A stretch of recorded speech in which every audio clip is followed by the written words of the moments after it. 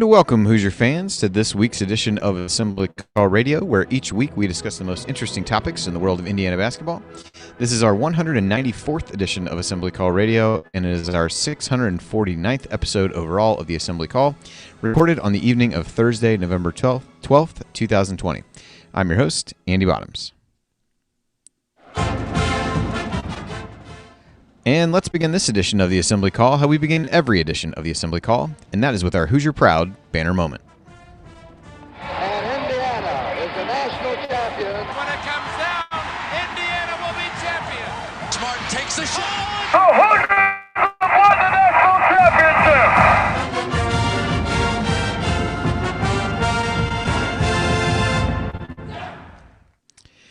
Well, this week's banner moment for me revolves around the front court at IU, and it isn't Trayce, Jackson Davis continuing to get preseason accolades, but it's more about the signing of Logan Duncan this week. So while IU fans are understandably disappointed that Trey Kaufman chose to commit elsewhere, I don't think that should overshadow the signing of Logan Duncan, who's a really fast-rising player at his position, projects to be a four-year type player in the front court, and a really good foundational piece that IU is going to be able to build around, plug some elite talent in around him, and I think he can really be a key piece of IU for years to come, especially as you start thinking about time when Trayce is not going to be there. And a couple of the things in IU's release about him really stood out. One was, if you ask me, this is from Archie Miller, if you asked me to describe Logan in one word, I would say winner.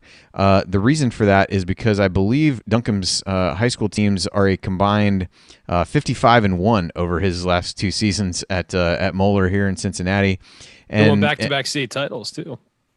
Well, they won. Well, last year they were on their way to it before the season was canceled. But he, just everything you read about him is how much he continues to improve. And the excitement around a guy like him is with that kind of work ethic. Again, Archie, Logan is a throwback front court player with a relentless work ethic and a genuine love for competing. Elite runner in the open court with exceptional feel for the game, craves the physicality that he will encounter in the Big Ten. So, again, while not the biggest name on the recruiting trail and not the biggest name that we've heard about on IU's radar, I think there's a lot of reasons to be excited about a guy like Logan Duncan, and it was good to see him in cream and crimson and ready and signing his letter of intent this week. So for me, that's the banner moment. I think he's a guy that we're all going to really enjoy watching in the years to come. And let me introduce my esteemed co-host for this week's show. To my left is the birthday boy, Brian Tonsoni. He remembers the days when a movie cost $1. Heaven help you if you ever decide to pop your collar. Play hard, but remember, fake hustle is a crime. He's the coach and it's Tonsoni time.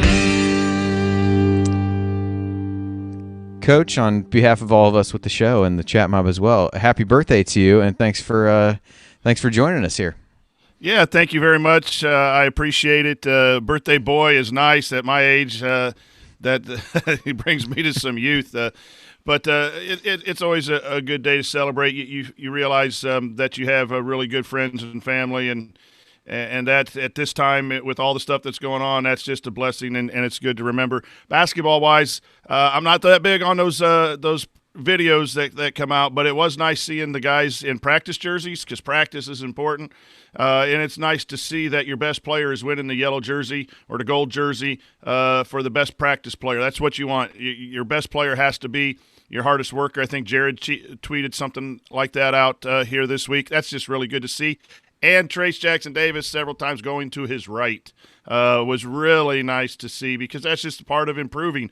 And what you want every one of the Indiana players is to get better than they were last year, even your best player. So that's really got me excited to see. Still shocked that there's no schedule release, and we're 2 weeks. We usually have that schedule so far in advance and dissected and plans made by now that it's just it's weird not knowing exactly, even though we're assuming the 25th is the first game and we know a few dates. So, hey, we're in practice. High school practice is back. I'm pretty fired up about being back in the gym and teaching the game. So it's been a very good week. Yeah, fourth grade basketball practice is cranked up here for me, so I'm right there with you. A nice distraction from things, and good to be back out there for sure. All right, and to my right, Analyzing players, finding every wrinkle. He hasn't ever hosted lifted a finger. He's got all the Let me quickly add this. Dude just interrupted his own jingle. he is Ryan Phillips. Ryan, what is your rant on last week in IU sports? Well, I want to focus, first of all, happy birthday, Coach. That's always a big deal every year. Thank you. We're thrilled for you to have a good one today. The thing I want to focus on is football. And it's not anything related to IU football. What it's related to is the COVID situation hitting college football right now. If you look at the numbers now, I mean, 4 SEC games have been canceled this week. Ohio State will not be playing its game this weekend because of Maryland's COVID situation. The Pac-12 has had some issues. And you look at the season, 57 games have been postponed or canceled. That's 57 of 370 scheduled games. That's a 15.4% cancellation rate. That's through yesterday.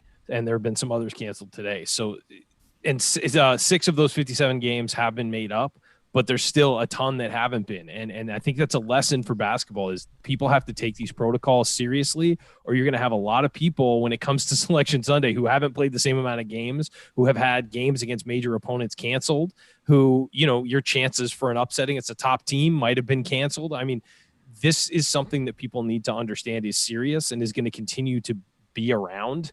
And especially early in the season, we're hoping that by the end of the season, maybe things are better. But right now, we're peaking nationally. We're having setting daily records for COVID cases. If people don't take these protocols seriously, especially college kids, it's hard to keep them wrangled. But if if these people do not take things seriously, we're going to be in a mess. And so I would say that that's the big lesson basketball can take from football is people have to take this stuff seriously because it sneaks up on you and all of a sudden you're missing a week's worth of games. So let's hope that everybody at Indiana and everybody in the Big Ten is focused on this and can keep things locked down and be really smart about it. All right, well, here's what we're going to touch on this week. We've got a few Hoosier headlines, as we always do, then 3 burning questions as we approach the opening of the regular season, which is here in less than 2 weeks now. And we'll then hit your questions in our final segment, all of that coming this week on Assembly Call Radio. And before we get to all that, I wanted to tell you about a new sponsor who is joining us here on the Assembly Call. It's Superior Installation, a.k.a. Superior Insulators. And this sponsor relationship started like so many of our others have because the owner of the business, Brad, is a loyal listener to the show and a longtime IU fan and season ticket holder. So, with winter right around the corner, the timing is perfect to tell you about Superior Insulators and why you should consider giving them a call. What do the Superior Insulators do?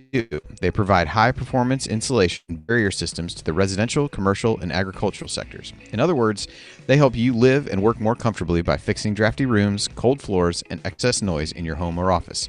And they help you save money on your energy bills in the process. Yes, more comfort and more cost savings. That's a TJD level double-double right there. And just in case you're wondering about their track record, let me sum it up in one word: excellence. That's right, the Superior Insulators did all the air barrier systems and spray foam for the new IU Excellence Academy. Brad and his team also worked on the new football locker room, Marching 100 Hall, and many other buildings on campus. So they're kind of a big deal. And best of all for you, they have a special offer for Assembly Call listeners. You'll get a $50 home field apparel gift card when you call and schedule an appointment in a qualifying area. They have 4 locations covering roughly the southern 2/3 of Indiana plus the northern part of Kentucky. Just tell them the Assembly Call sent you to get your gift card. So visit insulators.com to learn more and schedule your appointment. Then Brad and his team can help you create a healthier, quieter, and more energy-efficient home. That's Insulators, INSEALATORS.com to learn more. And tell them the Assembly Call sent you to get your $50 home field apparel gift card. All right, guys, we've got Hoosier headlines this week. Announcement that just came out today. Virtual Hoosier Hysteria will be in less than a week from now, Wednesday, November 18th at 8 o'clock Eastern on Facebook Live. So Coach's favorite event every year. Coach's favorite event every year. Yeah, absolutely. Yeah. Although I can tell based on his opening thoughts, he's really starting to come around on these videos. Yeah, I think so too. Also had another game announced this week. North Alabama will be on December 13th. They're ranked 239th on Bart Torvik's site. That really will essentially round out IU's non-conference schedule. So they've got that Tennessee Tech game. They've got those two non-conference kind of bye games, plus Maui/Asheville. Thank you. Plus Butler in the Crossroads and Florida State in the Big Ten ACC Challenge. So that's basically the then allotted games that they can schedule in the non-conference. So while we don't have any of the Big Ten school, John Austin tweeted out last week they have it out this week. Well, we're here on Thursday and we don't have it yet. But the Big Ten schedule can kind of fill in around some of those events. So before we get into there was a note in here about the COVID cases, which I want to piggyback on some of the college basketball stuff there. But Ryan, thoughts on what we might see at this Hoosier hysteria that may be different than others? Obviously, it'll all be different. No fans will be there, but any thoughts on what we might be able to take out of some of this? Well, without a crowd, you wonder if they're going to do the full program of the dunk contest and the 3-point contest. I'm sure they will, but it'll have a different vibe because those are the crowd pleasing events. And then they run a scrimmage, and during the scrimmage, you can hear sort of murmurs in assembly calls. Everybody's kind of hanging out, talking, and things like that. The scrimmage is in for what we do is the most important part, and so it'll be interesting. I would like to see a longer scrimmage, and maybe you don't do the dunk contest and 3-point contest, or you kind of shorten those a little. I don't know because usually the part about the dunk contest and stuff is a showcase event where you bring out people to judge it and do all these things, and really you can't do that. So I'd like it if it was just a more kind of a fun or a more fun version of a practice or something like that, and maybe Archie can explain what they're doing on a mic and explain what each drill means and all that stuff. I think that would be more beneficial to everybody involved. But we'll see. I don't know what they have planned. It's going to be weird. I think it's going to be weird across the country for everybody. All these schools have these crowd pleasing events and things, and they just really can't do that this year because it's so based on the reactions of the crowd. Yeah. Coach is a longtime fan of such events. If your birthday wish was to structure Hoosier hysteria however you wanted, whatever you would want to see, what would you do? Well, I have my own scrimmage that night, so I think I'm going to miss that. I think that's kind of nice to happen. But if I had my way, one, these are marketing events. They're marketing events for recruits as well as for fans, and that's just something that coaches have to deal with. But I would do it, like Ryan said, I'd like to see some practices. You could introduce the players and show them doing certain things in certain drills so people can see the new freshmen. That would be nice. But I'd like to see some drills. You're always careful and worried as a coach of giving the new offense or whatever if you're doing too much of that being live and online. But I do think that it'll be more practice oriented than the showmanship stuff that when people were there, and I think that's okay. And I still think you could have a 3-point shooting contest on Facebook Live. I think that would be good. I'd like to see a skills competition where you're dribbling and passing and doing some things like that. As like they do at NBA All-Star game. Yeah, and that's me giving into the type of activity, the event that it is. But just practice stuff for me would be the ideal. All right. Well, the other couple headlines we had, Ryan, you touched on this a bit with cases rising around the country, some cancellations. We've even started to see a couple college basketball games get canceled. Saw Big Ten wide Minnesota paused activities. Tom is tested positive. I think Iona tonight. Obviously not Big Ten. Paused activities. I don't know. There's no way to spin any of that in a positive way for college basketball. But again, I kind of fall into Ryan's school from a scheduling standpoint of what can college basketball learn college football. Time will tell based on the schedule is actually set up, but that to me is the biggest concern. So as you get into this, Ryan, you talked about the football aspect and maybe what can be learned. I mean, is there reason to be concerned about basketball already with some things starting to trickle out now a couple weeks ahead of the season where people are, shutting things down. Not really asking you to throw cold water on anything for the season, but it doesn't feel like things are trending in a positive direction, despite the fact that at IU, short of a brief pause, have largely been okay on the basketball front. Yeah, I think that part of it is you really have to drill into these players. It's like, well, this is, basketball or football in the case that we've seen is very important to you. And some of you are going to go professional in this. Some of you, your future careers depend on this. And if you decide to go to a party one weekend and get sick and it winds up shutting down your entire team, that's, going to hurt you moving forward as a professional. And I think that we've seen that at some other schools. I mean, I don't have them off the top of my head, but I know several schools have shut down because a bunch of players went to a Halloween party and, got sick and spread it to their teammates. And those kind of things, I mean, it's on the leadership of those teams to be responsible. And I think that's a big wake-up call for basketball teams. Now, I think it's going to be much easier to control with basketball teams, even outside a bubble. It's going to be much easier to control with basketball teams because there are fewer guys to police. You're in a football locker room and one guy gets it. Guess what? You're all in close contact with each other all the time. It's going to spread. You're in a basketball locker room. You're close to each other. It's going to spread. But it's easier to contain one of 15 guys as opposed to one of 100. So I think that's really going to be the focus is that basketball team needs to be tight and they need to be responsible for each other and they all need to be close and know what each other are doing and keep each other in check and be responsible. And that's the big lesson I've learned from the football season as far as this goes moving forward is the coaches need to be aware, the support staff needs to be aware, and the players need to be aware of each other and police each other. Because if you want to get a season in, what happens if you get it the week before the NCAA tournament? You don't go.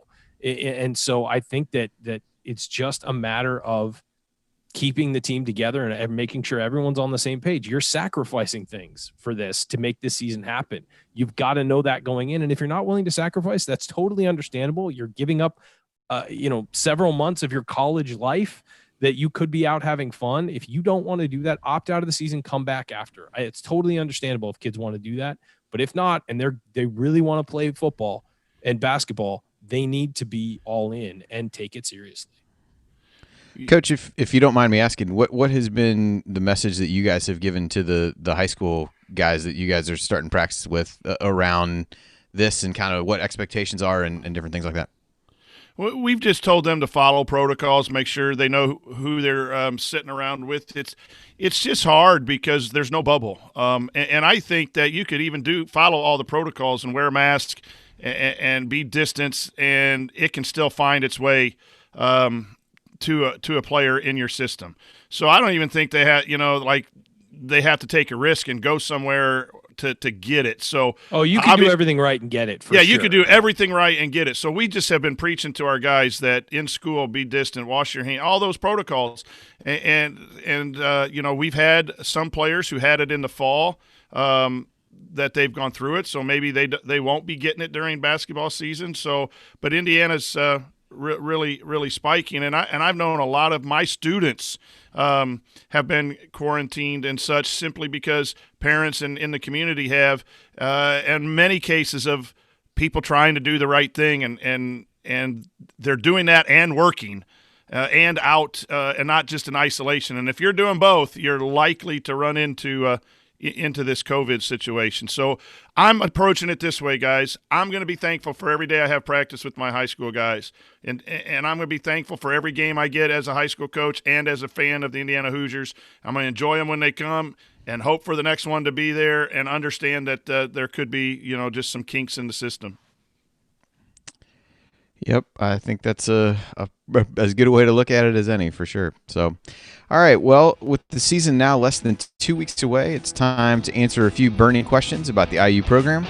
Topics include Trey Galloway, TJD, and whether the program is really on as scouting as many seem to believe it is. Stick with us.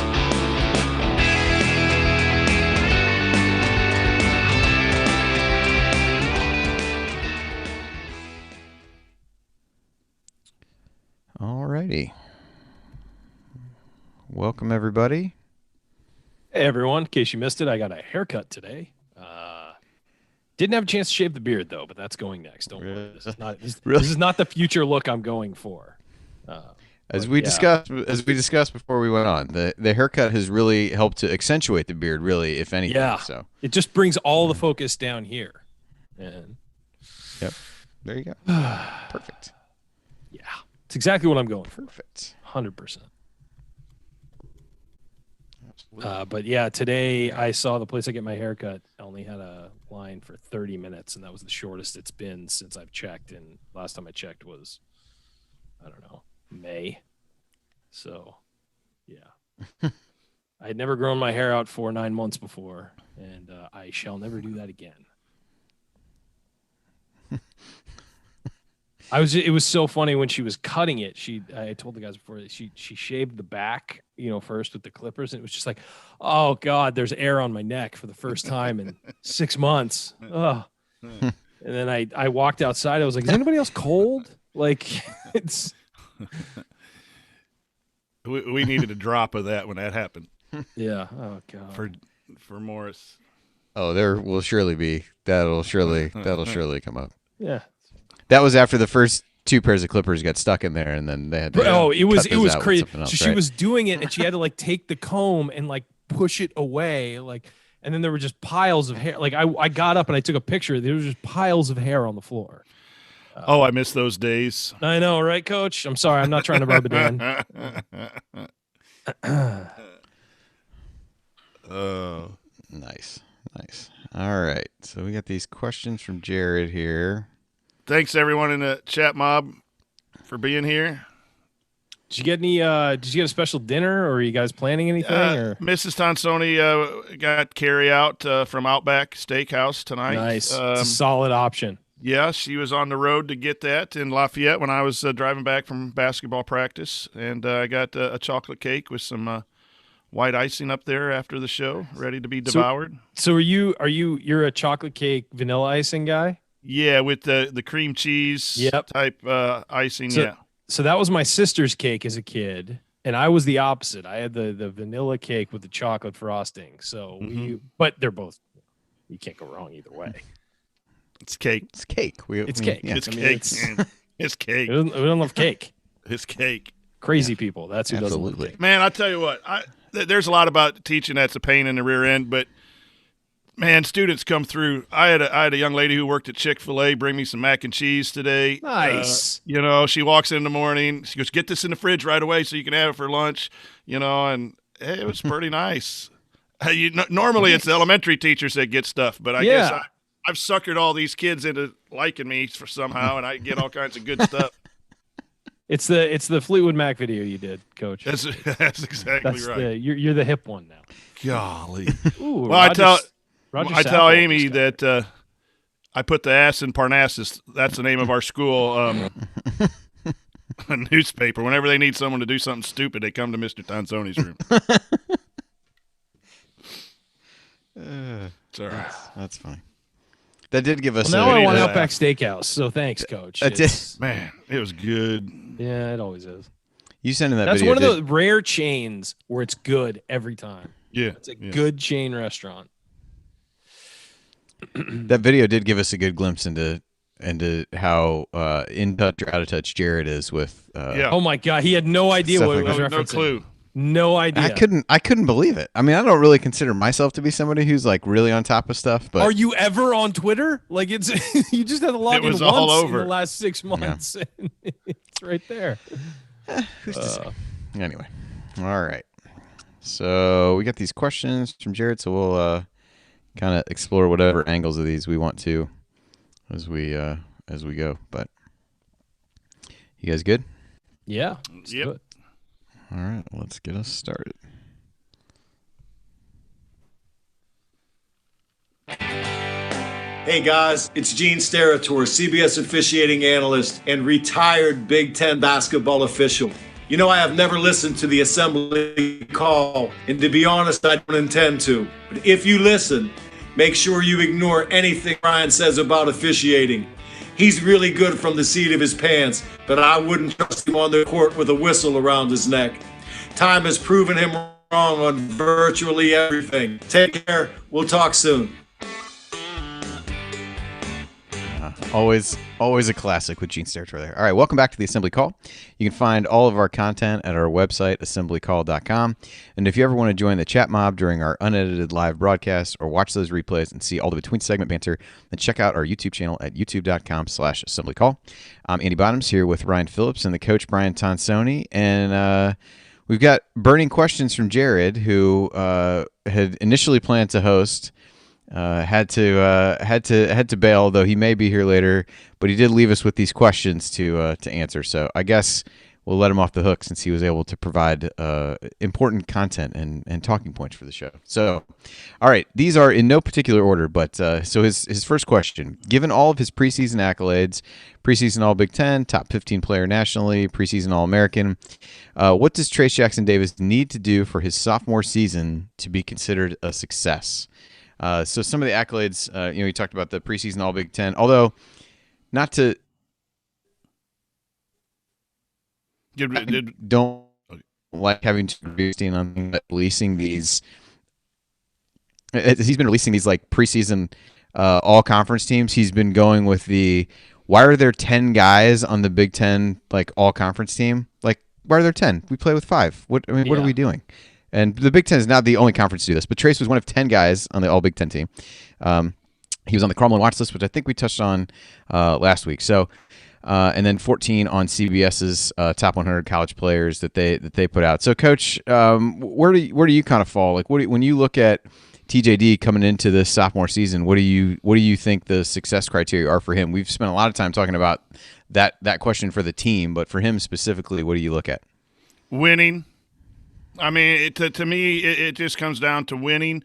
Now, for him to be remembered as a player that really moved the program under Archie Miller ahead, all of those stats that we're going to talk about must lead to wins and a better Big Ten performance and an NCAA tournament and maybe a win in the NCAA tournament to validate as a quality player. He's going to be a quality player no matter what, because he's just a good player. But winning will really make all those stats a lot better. Obviously, to me, I think he's going to score some more. I look for a double-double average possibility. If he gets that, I think statistically that'll show that he improved. So those are the things that I'm looking for. Not statistically, playing better defense, being able to guard people off the dribble, being able to be more of a force defensively. I think if we look at his post-up defense, it probably wasn't as good as it needs to be. So there's where I would look at that would really help the team as well. But ultimately, your best player is going to be remembered for how much he led the team to W's. And I hate to put pressure on the young man, but that's where we're at with this program right now. It's been a real slow go, and we need to win for those to be, kind of backed up. Ryan, what about you? Yeah, I think I coach took my answer, and that's to win games and to close out games and to be a guy that Indiana can go to consistently.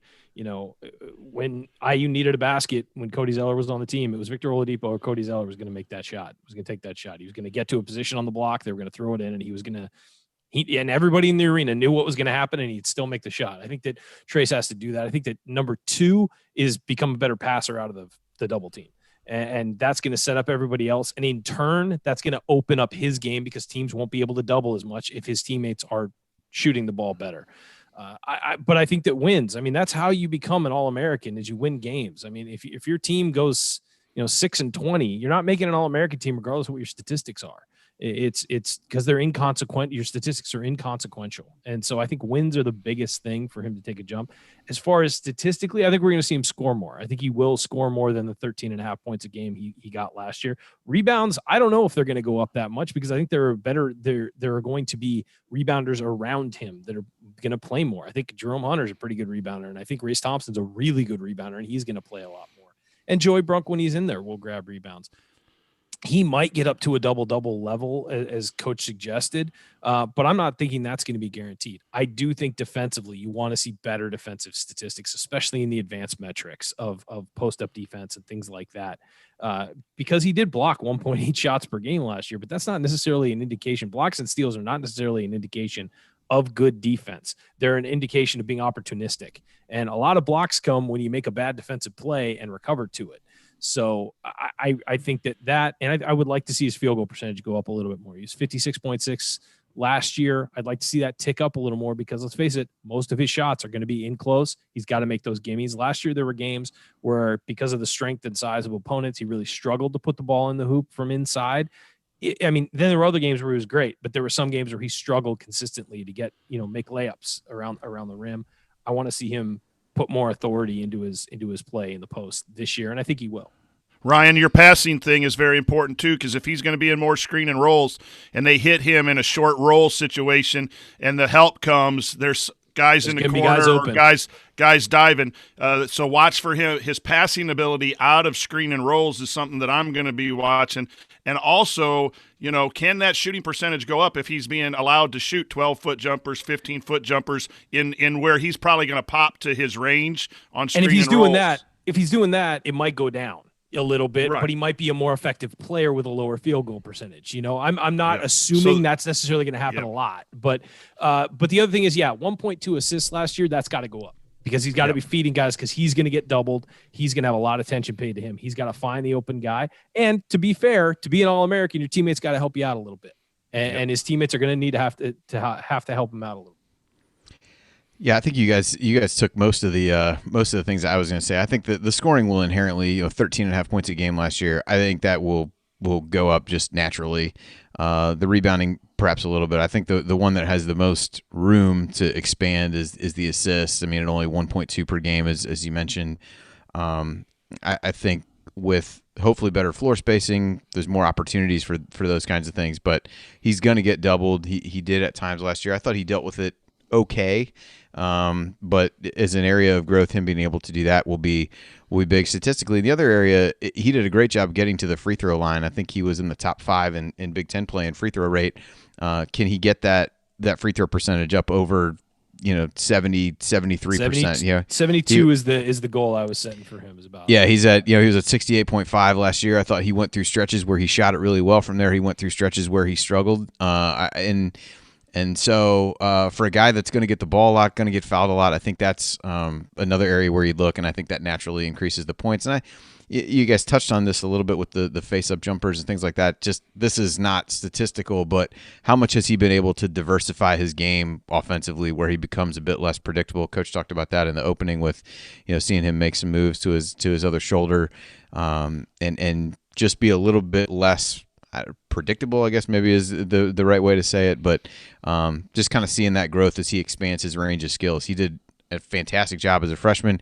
There's natural growth that will take place there from freshman to sophomore season, but I think that's there. Coach, question for you. We talked about him being the go-to guy. I think it's a lot. Maybe easy is not the right word. It's a lot easier when your go-to guy is a guard who's just naturally going to have the ball in his hands more. What kind of challenges does that present from whether it be a coaching standpoint or just an in-game standpoint of when your go-to guy is a big guy? What do you have to do differently to really, to kind of account for that where it's not a guy that's got the ball in his hands all the time? Well, initially my thought would be put him on the move. Get him into the post on the move, not just playing him at the block, in a late game situation where you need it. Because teams have defenses that are really, really set for post. They double from the top. They double big to big.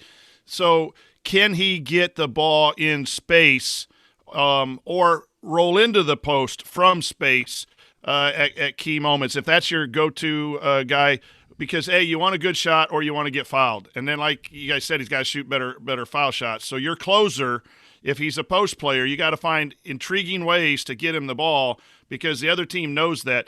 Guards can have ability just to go downhill and get momentum going and even beat really solid defenses one-on-one if you could just pull up and shoot. Post players don't have that ability, so you need to space the floor, get him in a space where he can do that within 12 feet. Hopefully. The other answer is you find a guard who can penetrate and also do that. And if you need that late shot clock stuff or late game situation, it's kind of hard to do that with the post player. You find someone else. But that's initially what I would do is pick and roll him and either hit the roll and let him go to work either direction or pick and roll him and reverse the ball and then set him in the post. So you got him on the move into the post where the defense might be a little confused on how and where to bring help. All right. Question 2 is the recent John Rothstein report, second Rothstein mentioned tonight, about Trey Galloway challenging for a starting spot, a good sign or a bad sign for this year's team. So for those who missed it on Tuesday, I believe this was Rothstein. This is the lead up to this is his typical shtick here. But well-embedded moles in Bloomington continue to highlight Indiana freshman Trey Galloway, a potential starter for the Hoosiers on the wing. Remember the name.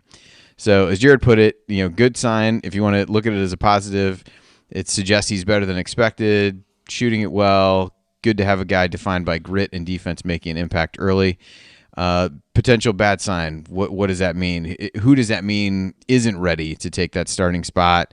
And even more generally, he talked about, should a sub 100 recruit be able to come right in and challenge for a starting spot on a team with lofty aspirations? Does it say more about the team than it does about Trey? Ryan, where do you come down on that? Is that a good thing, bad thing, or do you not read anything into it at all?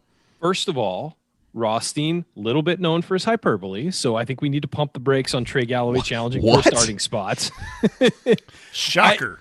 I think this means that Trey Galloway is showing well in practice. The potential starter thing, no. Yeah, I don't think we need to worry about it. Does that mean Trey might start at some point? No, I mean, he could, but I think we need to not take this at face value. It means that Trey is playing really well, and we've heard practice reports that he's playing really well and looking really good.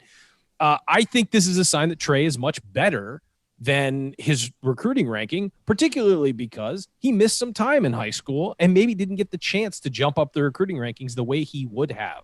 We know he's a disciplined player. We know he's a smart player. We know he's a tough player. We know he's a gritty player. The one thing that was missing was three-point shooting, largely because he'd had wrist injuries. We didn't know what kind of three-point shooter he was. If he's shooting better and affecting the offense better, that's a great sign for Indiana. I don't think I would read anything into this about Christian Lander or Armand Franklin or anybody else. I don't think this is a negative on other people. It may be, but we have no evidence of that. And so what I would say is, and by the way, if Christian Lander isn't ready to start yet, and first of all, I don't expect Christian Lander to start, but if Christian Lander isn't ready to start yet, we have to kind of accept that for what it is. He's very young and should be in his senior year of high school. So I don't think that's any knock on Christian Lander that maybe he's not up to speed yet, especially without a full off season in the program. Or Armand Franklin, who knows what we're going to get there. We'll see what development he has. But I don't think this is a negative on anybody else. I think that basically the tweet told me Trey's playing really well in practice and impressing people. That's all I took from it. And that's a good thing for Indiana. That cannot be a negative for Indiana, that Trey Galloway is impressing people in practice. Yeah, there's a certain level of irony with what I talked about a minute ago, where Rothstein doesn't like when people are, these leagues are releasing all conference teams with more than 5 players on it, when you could probably go back through his Twitter timeline at various points and he would tout 7 to 8 guys as potential starters on any given team. So that's neither here nor there. But Coach, what did you take away from that? Are you kind of following Ryan's camp that it says good things about Trey, or do you take any more or less from it? Absolutely. Two things. Preseason rankings are preseason rankings, or recruiting rankings are recruiting rankings. They're nice to put in tiers, and the 5 where they're at, because, how do you separate 46 from 67 or something like that? And that player coming in and fitting into a system. And refresh my memory, what was Oladipo when he came in? Off the board. He was a 3-star. I mean, he was, in the hundreds somewhere. He was in the hundreds. So right fit, right player, right work ethic can always increase that, those recruiting rankings. It's the same in the next question. We're going to talk about preseason rankings. I have a lot of respect for all media members, especially big lead media members. They do their work. They do their homework. But a lot of times they're wrong because we just don't know who's playing until we're there. Second, depth. We've all been talking off season, and if this is anything, it's a sign of depth that the guys that Archie has brought in are more his type of guys, the tough-nosed defensive type players, and they are pushing each other. And I've said this on shows, and I know each one of you has too, is that these guys playing together, you put Lander and those freshmen together, are really going to push the older guys. And we wanted last week, it was watch a scrimmage between the older and the younger guys. Well, that tells me that these younger guys are a lot closer to contributing than some freshmen are.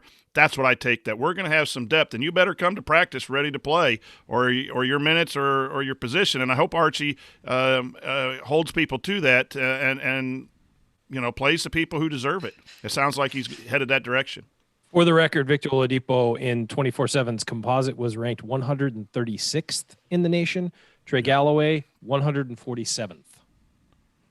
And not comparing those two. I'm not saying that. Yeah, no, I know. Galloway by any means is Victor Oladipo, but once comparing IU recruits to Oladipo is like a cottage industry. You have to do that, right? But I'm just saying the ranking system can be off based on how many times you played, injuries, all of those things. And then some people are bored with Duncan. Come on, Duncan's 63. Trey Kaufman was 46th? Yeah. I mean, that's 17th.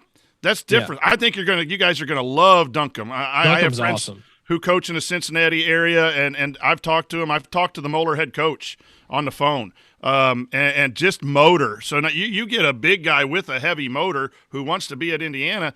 I throw that 63 away and don't say it's a mid-level, 4-star. That's a great recruit for Indiana. And Duncan, the big thing about Duncan is he's gotten so much better every year. So you got a guy, as Andy mentioned in the opening, is rising fast. He is jumping upwards. From a program that sends 5 men to the pros. Yeah. The guy that went to Texas, and there's a lot of guys that came from Moeller that ended up going to college and then ended up in the NBA. Yeah, and what I'll say about recruits is you're right, Coach. That top 25 guys, that's the top tier. Those guys are the difference NBA makers. Guys. From 26 to 70, that's just preference. It's preference. It's whose game you liked the day you saw them. This is not an exact science. And then from 75 down to 200, again, you could separate those guys.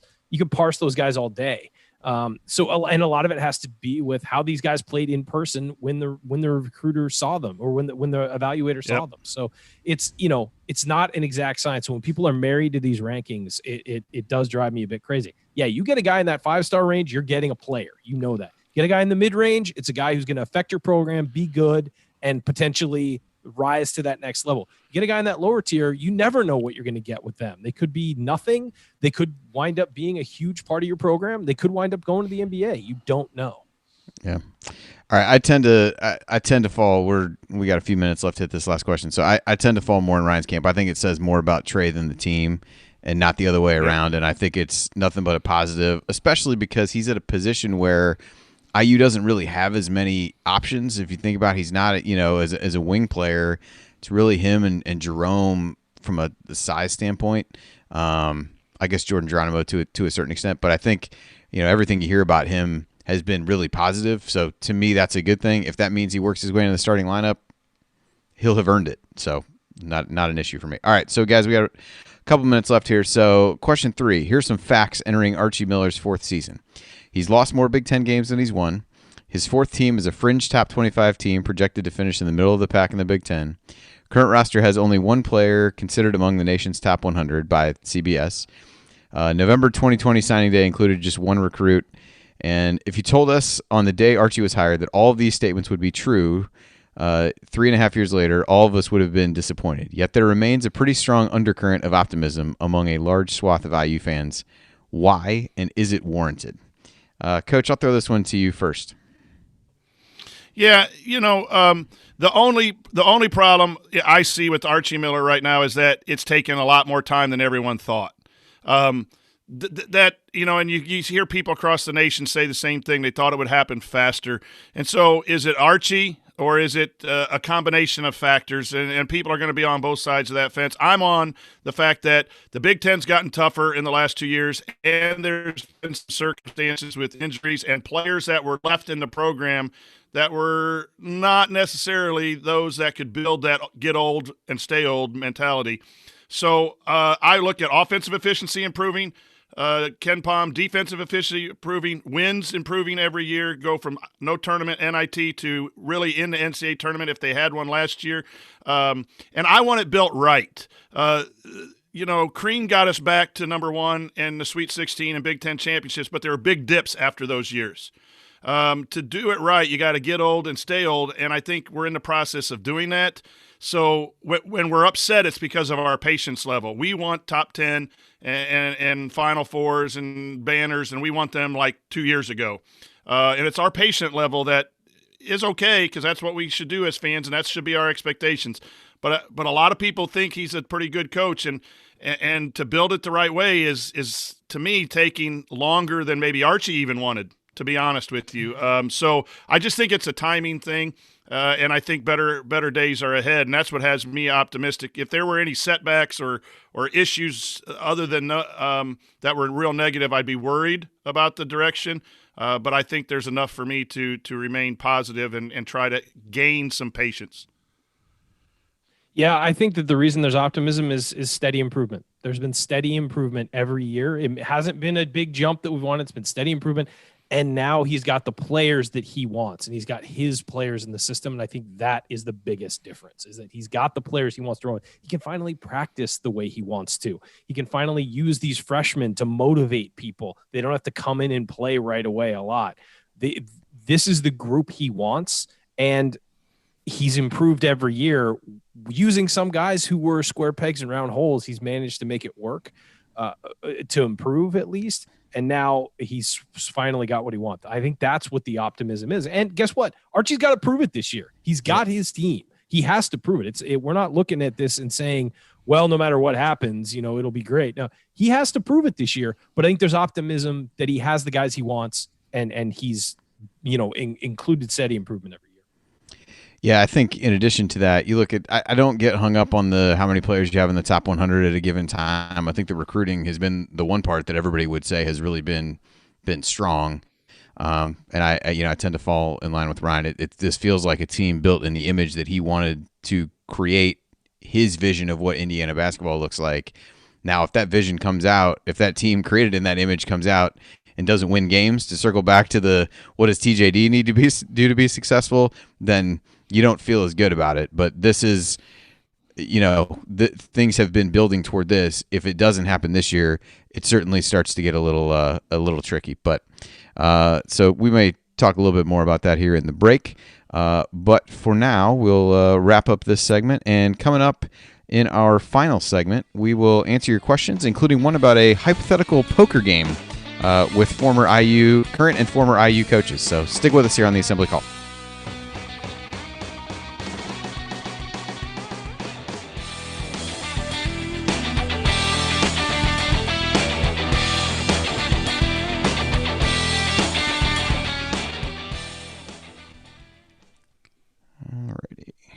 Here's the thing that I find interesting.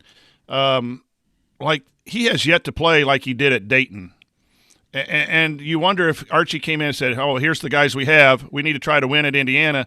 I think this is best for these guys. And then you had Romeo, and you tried to do stuff with Romeo and Juwan, and you had those guys only for a year. And then you had bigs, and you didn't have all the guards. So then you went to a heavy perimeter. So in some ways, he's trying to win as many games each year, even though that might not be the way he really likes to play, which is up-tempo, ball screen, 4 around 1. I mean, he's won with 6'6", 6'8" guys in center, and I know that's at Dayton and schedules. We can get into all that, but I really thought we'd see a lot of that more early. But if he does that, maybe we don't even win those games and don't go to the NIT, and then the pressure is, really crazy. But it's been interesting to me as I go back and watch his Dayton stuff. He hasn't played that way, and I'm hoping that he gets back to the way he played Dayton at Indiana. I think that'd be an interesting brand for the Hoosiers. Yeah, it'll be I just really look at everything that you hear from some of the practices, and even just listening to him be interviewed and talk about what he's wanted to build. This is as close to what he's wanted to build from a roster and just personality, mentality standpoint of the team that they've had. So it becomes really difficult to judge in a year like this for sure without really knowing what's going to happen. But I think if they play enough games, you'll get to see whether the vision that he has, one, do these guys really fit it, and two, does it work? So you hope to at least see enough games to be able to make determinations on that kind of thing. Well, here's the other thing I'm looking at, consistency. You know, you had 11-game losing streak 2 years ago. You had a 4-game losing streak. Really bad play on the road where you played well for maybe a half or so and then gave up a 21-4 run in the 16 minutes left in the game. Extended runs were a big problem. Extended runs.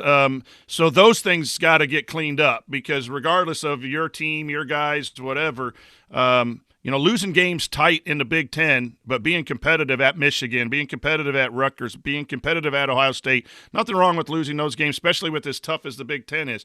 But be competitive down to the wire. Those extended runs and road play, that has to be better too from this program. Yep, I would agree. Hopefully we get a chance to find out. That would be good for sure. All right, so we got about 6 minutes and 41 seconds left here. So we'll hit Joel's question. We'll hit the one about the poker game because I teased that one in the intro. The Oladipo question may be one that we either need to save or hit after because I feel like that needs a little more space to get there. But we'll kind of see how it's going from there. So I'll keep you guys posted in the chat. All right, I will get us going.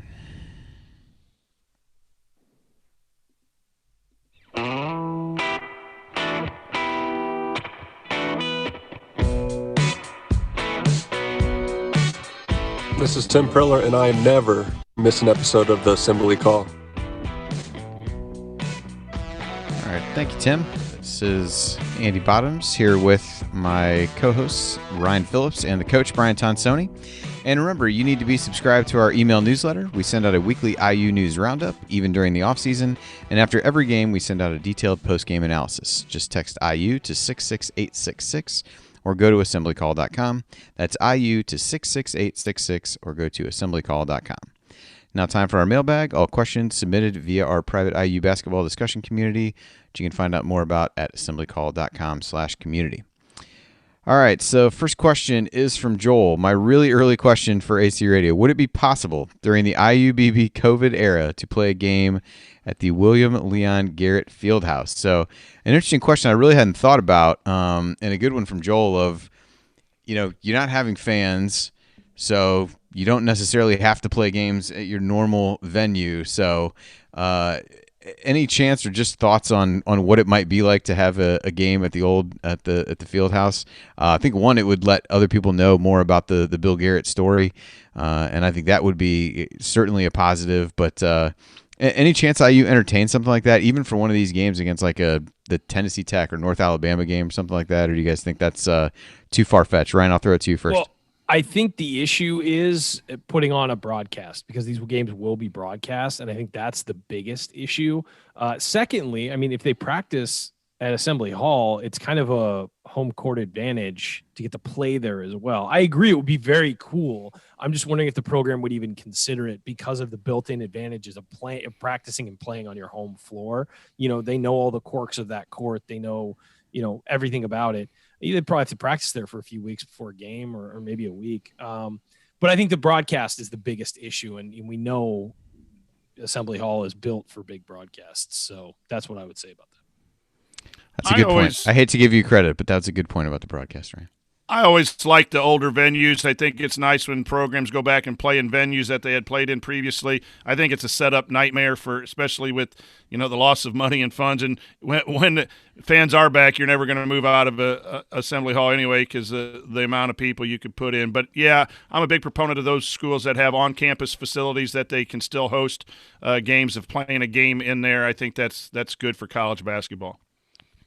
All right, next question from Bathhouse Barry. If you had all the former and current Indiana basketball head coaches at a poker table, who do you think would win? Coach, who are you taking?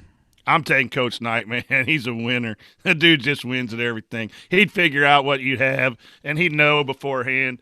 And he just to picture him just smiling, because he wasn't always that mean dude, but when he win, he'd kind of get that little smile, like he's walking by Valentine and just pull all the money back to his side. He'd be the worst one to lose to for sure. Oh, yeah, because he would just let you have it. I would say all over you. It'd be great. My initial thought To was watch. Kelvin Sampson, because he had everybody fooled. So he's got to have a pretty good poker face, and he'd have an ace up his sleeve too. He'd be cheating. That guy would be doing whatever it takes to win. So that was my initial suggestion. Of course, Coach Knight he'd have all the cards because that's just who he is. Yeah, I feel like Knight would be hard if you just think about all the stories you hear from these guys, just about the kind of mental aspect of what his coaching was and things like that. So I'd be hard pressed to go with somebody other than him. I think perhaps no surprise that Tom Crean did not get chosen. I think these are Jared's notes here, but Crean has no poker face. I think that definitely is probably off the table. All right, Kathy had a couple questions. If we could only get one more addition for 2021, recruit, transfer, etc. Not a name, but what position would you like to see filled, and/or what skills would they need to bring to the table? Ryan, what are your thoughts on that? Wing or front court, I think, because we're losing a lot of front court after this year. So it would have to be a wing or a front court player, or a wing that could transition. Like a Jerome Hunter can play a little 4, and so can Race Thompson. But we need more to beef up the front court. I think we're set at the guard spots heading into next year. Coach? Yeah, I tend to agree. The number-wise would lead you to more of a post type player. I'm big on getting those closers, though, those downhill guys. I know we need shooting, but I think we have enough shooting. If we add a downhill guy with a couple post players, that could really solidify. So I really would like to see that athlete, that guard, perimeter, wing athlete, 6'5", 6'6", who can, take the ball and get to the hoop. Yeah, I think I tend to lean front court. I think some kind of stretch 4 type guy would be good to have, as you think, especially if you really think that Duncan's going to be able to step in and compete. I think you'll have Race at that point will be entrenched as one of your starters. But if you think Duncan can really play to give you the true big guy presence between those two, can you get another guy that's got some size but can also space the floor? So I would lean in that general direction. All right, we got about a minute left. Her other question, thoughts on the All Big Ten preseason team. So because there's so many names, I'll try to go through these quickly. You got Desunmu and Luka Garza were the 2 unanimous guys, and you had Kofi Coburn, TJD, Joe Wieskamp, Aaron Henry, Marcus Carr, Travion Williams, Geo Baker, and Nate Reavers. Coach, anybody there really stand out to you as or is there, maybe a better question, is there a dividing line between the guys on there that you would set? Yeah, I think 9 guys are really good, and Travion Williams, he could be booted to the second team just because he plays for Purdue. Ryan, what about you? That looks like a solid group. Aaron Henry is the question because everybody is, pumping him up, but he hasn't really come through yet. But I expect him to have a pretty good year. That's a fair grouping of players. I don't think they missed anybody. Yeah, I think so too. Henry's the one that stands out to me. It's based on potential. He didn't take the step that last year that people thought he would. But he's the one that's maybe proven it less than anybody else. That's it. We're done. No more questions. All right. Well, that will do it for tonight's episode of The Assembly Call. If you want to see us do the show live, join us at assemblycall.com on Thursday nights for the live broadcast of our Assembly Call radio recording. And don't forget to go to assemblycall.com or text IU to 66866 to join our free email newsletter. Special thanks to Bob Thompson for producing most of the music you hear on the show. And thank you for listening. We'll talk to you again next Thursday night. Until then, take it from me, Juwan Morgan. Keep your elbows in, eyes on the rim, and go Hoosiers. Thank everybody for coming out. All right, I got to get out of here, folks. Thank you.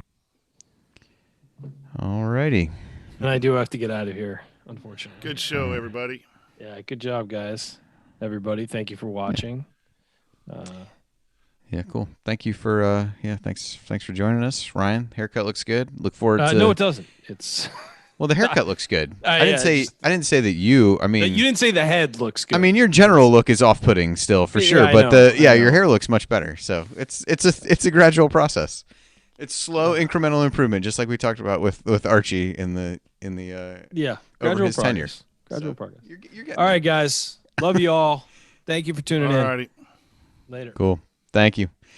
All right, Coach. You got a cake waiting on you, so I don't want to keep you from that. I know we talked about doing a chat mob induction. I don't really know the status of that since Jared had to bail. So I will. No one's hopping on. So we'll I'm gonna assume maybe that is put off for a week or so until he is back. And then I think we hit most of the questions. The Oladipo question is interesting, but probably deserves a little more time, and be kind of curious to get Ryan's thoughts on that. So we'll stick that one in our pocket for next week. Although presumably next week, at some point the Big Ten almost has to announce the schedule. So maybe they'll do it early in the week and give us time to prepare. My nightmare scenario was that they announced it at like 7:00 at night on Thursday, and then we would feel compelled to come on here and cram to figure out what's going on with it and then talk about it. So luckily they did not do that to us this week. Whether they do that to us next week remains to be seen. But yeah, it's just been crazy not knowing. We'd be started by now. We'd be 2 weeks into – this will be the second week of the season right now normally. So – and we're still awaiting the schedule. So it's just it'll be here soon, hopefully. All right. Well, I did see Kathy pop on here, so I'm gonna pull you in here. I think you're there, Kathy. You should show as being in here now. Maybe. Can you hear me? I can hear you now. We can hear you. We can't see it. Yep. Just helps start the video. There we go. There we go. All right. Well, welcome. I do not know Jared.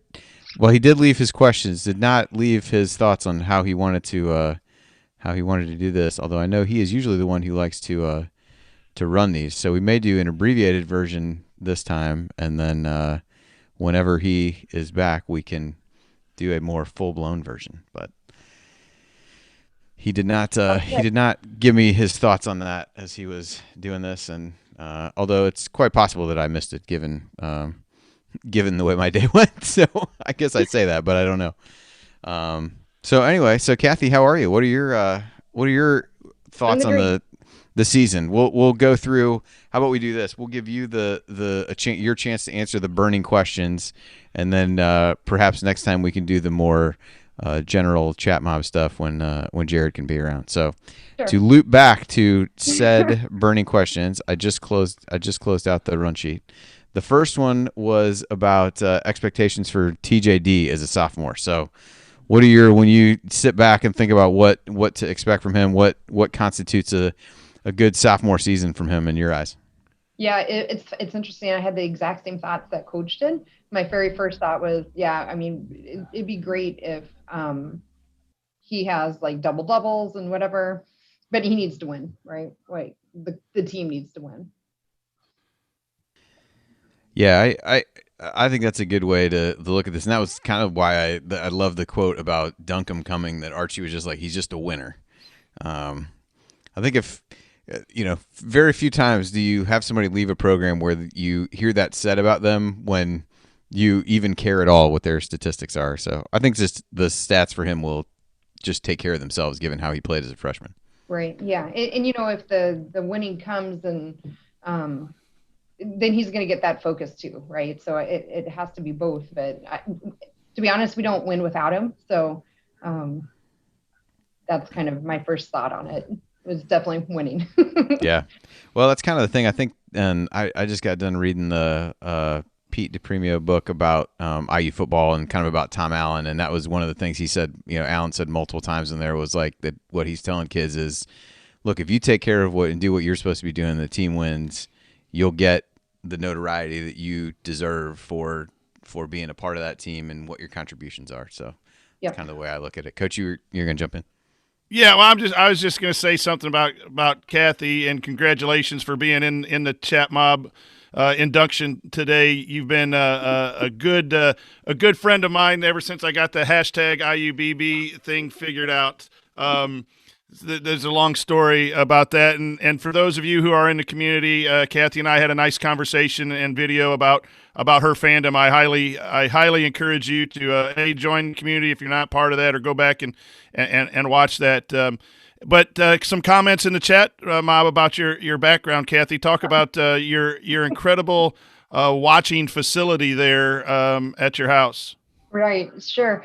I take you on a tour, but it's a complete mess because it's really just been my husband and I for 8 months? I don't know. So I'm sitting in my husband's workspace actually. So my husband and I are big sports fans in general. So for those of you who don't know, I live in Des Moines, Iowa, but I married an Iowa man. I fully converted him to Indiana. So half of our basement when we remodeled a couple years ago is Indiana. The other half is Chicago Cubs. So we have a couple like Indiana lamps above us and the candy stripe wall, all of my Indiana stuff. And what you won't find is any Iowa stuff in our basements. In fact, my husband is watching in the other room. And he's wearing all Indiana stuff right now. It's kind of cute. So from home field mainly. So yeah. So Kathy, we have a couple questions in a chat mob for you. And I think we went over this in our conversation, but how you became a fan. Yep. And yeah, so, your story there a little bit. Jen wanted to know. Yeah. So yeah, I am an IU grad, but I grew up in Southern Indiana. So I grew up down by Jasper. In a town, Huntingburg is the name of the town, but more people know Jasper. And for those of you that don't know Jasper, it's just about 45 minutes or so from Evansville, so pretty far down south. My mom and my dad were both pretty huge sports fanatics, right? And my brother as well. He's 10 years older than me. So, for example, my brother refused to go to the hospital when I was born because I was a boy.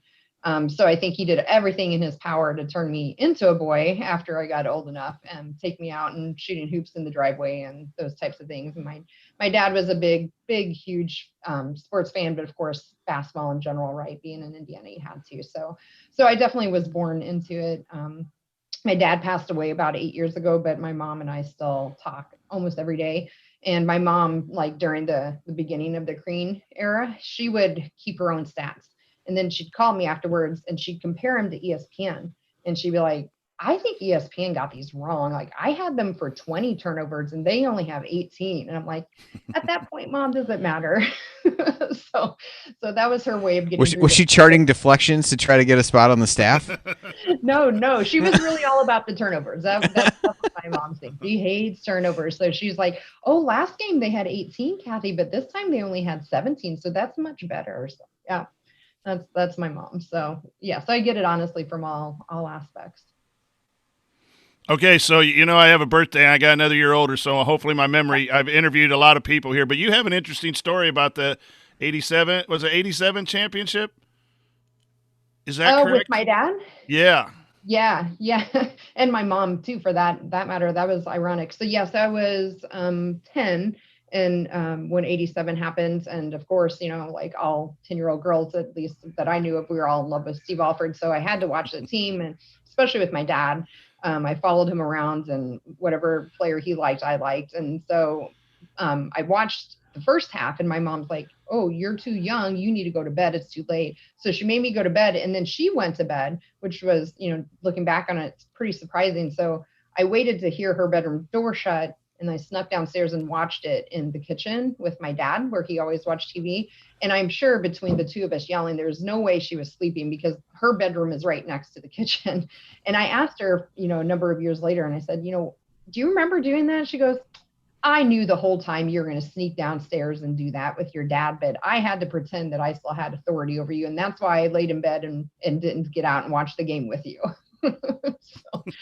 so that was my mom, and why she missed the championship. She was trying to establish that I was her child still, I guess.